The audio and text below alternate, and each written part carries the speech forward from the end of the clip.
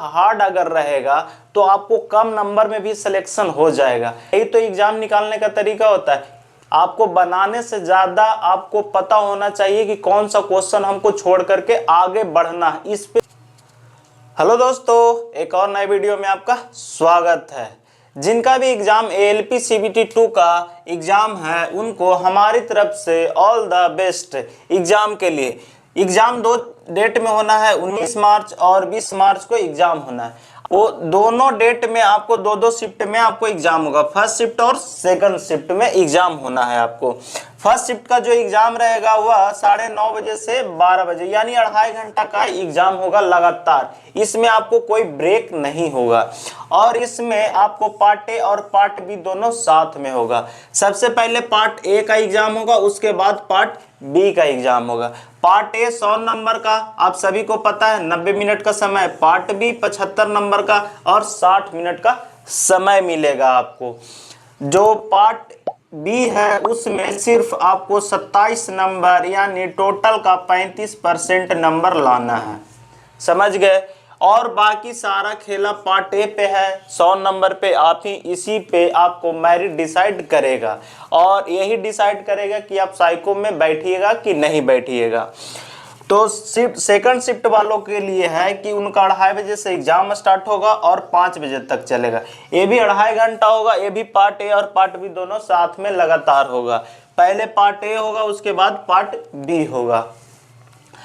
अब बात कर लेते हैं कि एग्जाम में इसका पैटर्न क्या होने वाला है। इसमें एग्जाम में आपका क्वेश्चन 3 पार्ट में आ सकता है, यानी 3 तरह से क्वेश्चन आ सकता है। या तो आपका इजी आ जाएगा क्वेश्चन पूरा, या तो फिर थोड़ा सा हार्ड या इजी रहेगा, तीसरा बहुत हार्ड क्वेश्चन हो सकता है। तो आपको इसी के बारे में हम तीनों के बारे में जानकारी देंगे। अगर आपका इजी आ गया, शिफ्ट में क्वेश्चन सारा इजी क्वेश्चन आ गया, तो आपको कोशिश करना है कि ज्यादा से ज्यादा अटेम्प्ट करें और वह क्वेश्चन ना छोड़ें कि जो सभी आपका वह क्वेश्चन सभी बना दें, क्योंकि आपका वह क्वेश्चन छोड़ना मतलब एग्जाम से बाहर होना तय है। तो आप उस क्वेश्चन पे ध्यान जरूर दीजिएगा। और दूसरा हो गया कि थोड़ा हार्ड आ जाए, यानी पहले एग्जाम में बैठे पता चला कि 1 से 10 क्वेश्चन हार्ड आ गया, उसके बाद जो था 90 क्वेश्चन वह इजी आ रहा है। तो सबसे पहले ध्यान यह दीजिए, आपको एग्जाम में वहां पे 2 चरण में आपको एग्जाम पेपर को खत्म करना है। कितने चरण में? 2 चरण में। पहला में वह कोशिश करिएगा कि आप ज्यादा से ज्यादा क्वेश्चन अटेम्प्ट करने की कोशिश करिएगा कि आपको अगर देखते ही पता चल गया कि इसमें ज्यादा टाइम लगेगा तो क्वेश्चन को वहीं छोड़ दीजिएगा, दूसरे चरण के लिए आप छोड़ दीजिएगा। तो यहाँ से जो लग रहा है कि बन जाएगा, तुरंत दिमाग में है कि बन जाएगा, देखने से ही क्वेश्चन पता चल जाता है। आप लोग इतना दिन प्रैक्टिस किए होंगे तो आपको पता चल गया होगा। और CBT 1 तो आप लोग निकाल के आए हैं, मेंस के लिए तो आपको तो इतना पता ही होगा कि आपको क्वेश्चन देखते ही पता चल जाता है कि क्वेश्चन कौन बनेगा और कौन टाइम लेगा।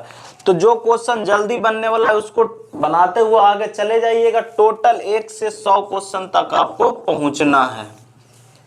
टोटल 90 मिनट है, तो 90 मिनट में कोशिश करिएगा कि आप 45 मिनट में 1 से 100 क्वेश्चन तक आप देख लीजिएगा। तो अगर इसमें 100 क्वेश्चन आप देख लेते हैं तो टोटल मान के भी चलते हैं कि आपको 50 से 55 क्वेश्चन आप यहाँ अटेम्प्ट कर लीजिएगा और आपके पास टोटल कितना 45 मिनट आपके पास फिर से बच जाएगा। तो दोबारा फिर से जो वह आपको लग रहा था कि ये क्वेश्चन हमको दोबारा बन जाएगा, उस क्वेश्चन को टोटल फिर से 100 तक जाइए और जो छूटा था उसको बना लीजिएगा। अब आते हैं इस पे जो दूसरा पे बात कर रहे थे टफ क्वेश्चन पे, कि मान लेते आगे से क्वेश्चन कुछ 10 20 30 क्वेश्चन टफ आ गया, उसके बाद इजी क्वेश्चन है, तो आपको इसी पैटर्न पे आकर के बनाना पड़ेगा। जो लगे कि नहीं बन रहा उसको छोड़ दीजिए, अगला क्वेश्चन देखिए। उसको भी नहीं लग रहा है कि ना बनेगा तो फिर अगला देखिए। ये नहीं कि नहीं कैसे बनेगा, तो वहां पे आपको PhD नहीं करना है, क्वेश्चन से लड़ाई नहीं करना है। ना बन रहा है छोड़ दो, यही तो एग्जाम निकालने का तरीका होता है। आपको बनाने से ज्यादा आपको पता होना चाहिए कि कौन सा क्वेश्चन हमको छोड़ करके आगे बढ़ना है, इस पे ज्यादा फोकस करिएगा आप लोग, समझ गए। और उसके बाद थर्ड हार्ड क्वेश्चन आ गया, यानी हार्ड क्वेश्चन सेट किया गया है, तो सभी के लिए वह हार्ड होगा। ये नहीं कि आपके लिए हार्ड है तो अगला के लिए इजी हो जाएगा। हार्ड है मानिए सबके लिए हार्ड है, तो वहां पे कोशिश करिएगा कि जितना ज्यादा बन जाए, यानी ज्यादा हार्ड अगर रहेगा तो आपको कम नंबर में भी सिलेक्शन हो जाएगा। अब बताते हैं कि पहला अगर इजी रहेगा तो 90 पे भी अगर आप अटेम्प्ट करके आते हैं तो हो सकता है, दूसरा में अगर 80 भी अटेम्प्ट करके आते हैं तो हो सकता है, तीसरा में 60 भी आप अटेम्प्ट करके हैं तो हो सकता है।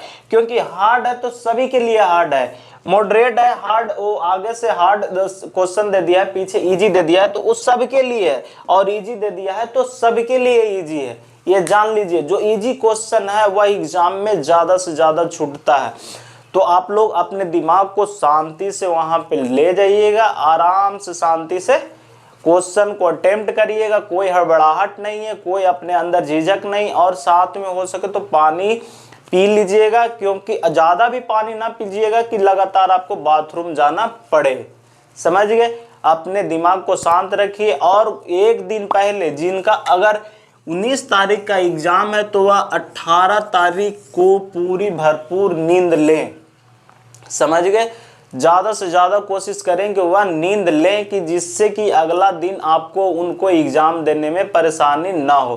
क्योंकि आप जहां भी अगर घर ए है और एग्जाम सेंटर आपके बी के पास है तो आप जरूर 4 घंटा 5 घंटा 6 घंटा ट्रेवल करके ही यहाँ पे आइएगा। ऐसा नहीं है कि घर के नजदीक में आपको सेंटर दे दिया गया है। तो ये भी ध्यान रखिए कि आप ट्रैवल करके आ रहे हैं तो आपको बॉडी रेस्ट जरूरी है एग्जाम के लिए, नहीं तो आपका एग्जाम तैयारी होते भर में आपका एग्जाम खराब चला जाएगा। इस बात को आप ध्यान जरूर रखिएगा। और आप वहां पे सेंटर पे 1 घंटा पहले, यानी सुबह 9:30 बजे से एग्जाम है तो कोशिश करिएगा कि यहाँ 8 बजे आप पहुंच जाइए 1 घंटा पहले एग्जाम सेंटर पे। अपने साथ में सभी जानते हैं, फिर से बता देते हैं, एडमिट कार्ड, आधार कार्ड साथ में ले जाना ना भूलें, साथ में फोटो, पेन, ये सब आधार कार्ड, एडमिट कार्ड, फोटो अपने साथ में जरूर ले जाएं। ये नहीं कि जल्दी जल्दी में एग्जाम सेंटर पे पहुंच गए हैं, पता चला कि एडमिट कार्ड ही नहीं लाए, आधार कार्ड ही नहीं लाए, फोटो ही नहीं लाए। तो आप लोग इस पे ज़्यादा ध्यान दीजिएगा। ढेर सारे एग्जाम सेंटर पे ऐसा ही होता है कि उधर कह रहे हैं कि मेरा एडमिट कार्ड छूट गया, कोई आधार कार्ड छूट गया तो कोई छूट गया, यानी सारा कराया पे पानी फिर सकता है। तो इस बात पे आप लोग जरूर ध्यान दें। और बात रह गया कि कटअप कितना जाएगा, तो कटअप भाई अभी कोई नहीं बता सकता, सब अनुमान ही बता रहे हैं कितना जाएगा, इतना जाएगा। तो एग्जाम जब हो जाएगा उसके बाद अंदाजा लगाया जा सकता है कि एग्जाम क्वेश्चन टफ था कि इजी था, क्या था, उसी के आधार पे हो सकता है। अगर हार्ड होगा तो 60-65 के बीच में रिजल्ट आ जाएगा।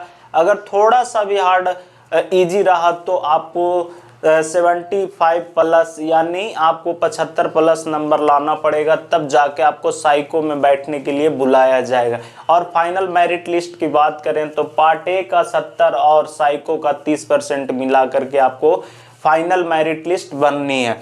और बात रह गया ट्रेड का, तो ट्रेड में जब तक आप 27 नंबर नहीं लाइएगा तो पार्ट ए का कॉपी आपको चेक नहीं हो जाएगा, नहीं होगा वहां पे आप डिस्क्वालीफाई कर जाइएगा जैसे ही पार्ट बी में आप फेल करते हैं। तो पार्ट बी में पास करने के लिए आपको 35 से 40 नंबर का टारगेट लेकर के यहाँ पे चलना पड़ेगा, तब जाकर के आप पार्ट बी में पास कर पाइएगा। और यहाँ पे नॉर्मलाइजेशन को ALP CBT 2 में हटा दिया गया है, तो ये ना ध्यान में रखिए कि आपको नॉर्मलाइजेशन करके 27 नंबर आ जाएगा तो आप पास हो जाइएगा। यहाँ से दिमाग से निकाल दीजिए, नॉर्मलाइजेशन यहाँ पे नहीं होना है। तो आप लोग इस बात को ध्यान जरूर रखिएगा। और फिर से आप लोगों के लिए ऑल द बेस्ट, जो भी एग्ज़ाम देने जा रहे हैं ALP CBT 2 का, हमारे तरफ से, हमारे YouTube फैमिली की तरफ से आप सभी लोगों को ऑल द बेस्ट। एग्ज़ाम देकर के आइए, आप सभी का एग्ज़ाम निकलेगा। अपने पे विश्वास खुद पे रखिए तभी होगा, और किसी पे विश्वास रखिएगा तो नहीं होगा। तब तक के लिए फिर मिलते हैं एक नए वीडियो के साथ, तब तक के लिए जय हिंद दोस्तों।